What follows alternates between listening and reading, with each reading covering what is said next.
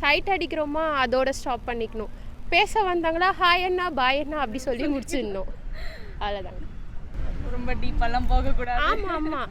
நீங்கள் அதே மாதிரி ஒரு ரிலேஷன்ஷிப்பில் இருக்கீங்க அப்படின்னா அந்த சைட் அடிக்கிறதோட ஸ்டாப் பண்ணிக்கணும். அவங்க பேச ட்ரை பண்ணாங்கன்னா நம்ம எப்படி மாற்றிடலாம். நமக்கு தெரியும் இவ்வளோ சந்தோஷமான விஷயத்தில் ஒய்ஃபில் சொன்னால் ரொம்ப சந்தோஷப்படுவாங்கன்னு.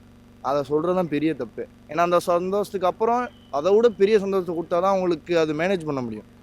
நம்ம அதுக்கப்புறம் ஒரு வாரத்துக்கு ஒன்றுமே இப்போ சொல்கிறேன் 1 லட்ச ரூபாய் கார் கேட்குறாங்க, நம்ம 10 லட்ச ரூபாய் கார் வாங்கி விடணும். அடுத்து 15 லட்ச ரூபாய் ஏதோ ஒன்று கேட்க ஆசைப்படுறாங்க, ஆனால் நம்மளால முடியல. அப்படின்றப்ப அந்த ஃபஸ்ட்டு வச்ச டெஸ்டினேஷனோட தாண்டி வைக்கணும். அதை வைக்க முடியாத குறைக்கி வேறு யாராவது அது பக்கத்தில் நெய்பர்ஸ் வைக்கிற மாதிரி கேட்கும்போது அவங்களுக்கு என்ன ஆகுனா சின்னமையாக வட்டம் போட்டு வாழ்கிறோம், இப்போ தான் உமன் ஃப்ரீடம் அப்படி இப்படின்னு சொல்லியே ரொம்ப கெடுத்துட்டாங்க. அவங்க வாடி செவனேன்னு கூட வந்திருப்பாங்க, போராடுவோம்னு வாழ்க்கையை கெடுத்துட்டாங்க. ஆளை பார்த்தா டம்மி பீஸா இருக்க, பயங்கரமான ஆளா இருக்கேடா.